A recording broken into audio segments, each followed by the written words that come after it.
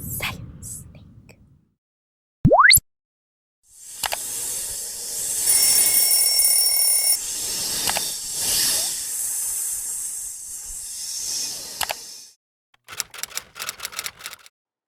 Science. Hello, welcome to my YouTube channel, Science Snake. Today we're looking at a mini lecture on liquids. So let's go ahead and dive into this video. Get it? Dive? Like swimming? Because it's liquids? Intramolecular forces are forces of attraction within molecules, and there are two types, ionic bonds and covalent bonds. Don't get intramolecular forces confused with intermolecular forces. Intermolecular forces are forces of attraction between different molecules rather than bonding forces within the same molecule. And there are two types, dipole-dipole attraction, hydrogen bonds, and dispersion forces. An easy way to remember intermolecular force is that it has an E in it, like between. Dipole-dipole attraction. Molecules are attracted to the opposite of itself. Positive and negative ends of the dipoles are close to each other. Think of opposites attract. Hydrogen bonding. Hydrogen bonds are dipole-dipole attractions in which hydrogen is bound to a highly electronegative atom. Think of nitrogen, oxygen, or fluorine. For example, hydrogen bonds in water. If you take a look at the video, the red arrow is pointing to the highly electronegative atom found in water, which is oxygen. Oxygen is represented in red, and the hydrogens are in the color white. The second example is what you learn about in biology, which are hydrogen bonds in DNA.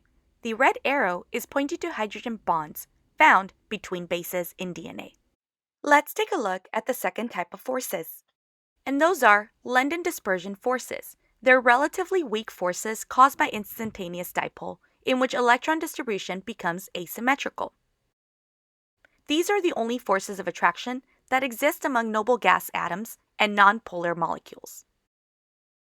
We just learned about two types of forces along with examples, known as intermolecular forces. Let's take a look at some liquid properties. Number 1, surface tension. The resistance to an increase in its surface area. Polar molecules, liquid metals. Think of a lot of water molecules being attracted to each other, forming the surface layer that insects can walk on. We can even see this in rain droplets when it rains. Science. Here's a recap of types of bonds. We have pure covalent, also known as nonpolar, in where equal sharing of electrons occurs, followed by polar covalent, where unequal sharing of electrons occur. And lastly, ionic bonds, where no sharing of electrons occur. Second liquid property is capillary action. It's the spontaneous rising of a liquid in a narrow tube. Ever wonder how the giant redwood trees and other plants take in water? It's capillary action. However, trees use other mechanisms as well that we won't get into for chemistry. I'll leave that for the botanists. Don't even sweat it, man. Third liquid property, viscosity. The resistance to flow. Molecules with large intermolecular forces, for example, syrup and honey, have high viscosity. Let's take a look at phase changes, solid, liquid, and gas. We start with ice, which is a solid, around -20 to 0 degrees Celsius. And then we increase the temperature to get ice and water. If we continue to increase the temperature, we move to water, liquid phase, followed by water and steam. And lastly, steam, gas phase. Overall, we notice that temperature remains constant during each phase change. Keep in mind, kinetic energy is needed to overcome intermolecular forces in liquids. Kinetic energy means motion or movement. Before we learn how to read phase diagrams, we must first learn these vocabulary terms. A phase diagram represents phases as a function of temperature and pressure.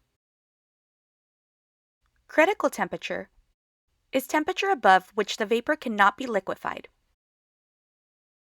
Critical pressure is pressure required to liquefy at the critical temperature. Critical point is the critical temperature and pressure for water, which is 374 Celsius and 218 atm. Triple point is the temperature and pressure at which the solid, liquid, and vapor phases of a pure substance can coexist in equilibrium. Boiling point is the temperature at which vapor pressure of a liquid equals the external pressure surrounding that liquid. And lastly, melting point, the change state from solid to liquid. Now that we learned these new vocabulary terms, let's take a look at a phase diagram. In the phase diagram, you might recognize some other vocabulary terms you may have learned in the past. This is a phase diagram. If you take a look at the gray shaded areas, they represent the solid, liquid, and gas phases. Take a look at the bottom left corner. If we move to the left, we have deposition, which is a process in where molecules go from gas to solid. If we move towards the right, we get sublimation, which is a process in where molecules go from solid to gas. We go from solid to gas, skipping the liquid phase. An example of sublimation is the dry ice you may have seen at a Halloween party. Go ahead and pause this video to analyze the graph. See if you can identify what is going on by applying the new vocabulary terms you just learned. We are done with the mini lesson, so now it's time to apply what we learned. Number 1 says, what is the difference between intermolecular forces and intramolecular forces? If you remember, this is the information we learned at the start of the video. If we look back at our notes, we know the answer is intramolecular forces are force attractions within molecules. They tend to bond atoms together. For example, sodium chloride. Intermolecular forces are forces of attraction between different molecules rather than bonding forces within the same molecule. For example, water. Now it's your turn. Pause this video and solve number 2 on your own. Take a look at the image and make some observations comparing and contrasting the differences between the two. Review your notes and/or textbook to help you answer this question using scientific language. Welcome back. So what is the difference between evaporation and boiling?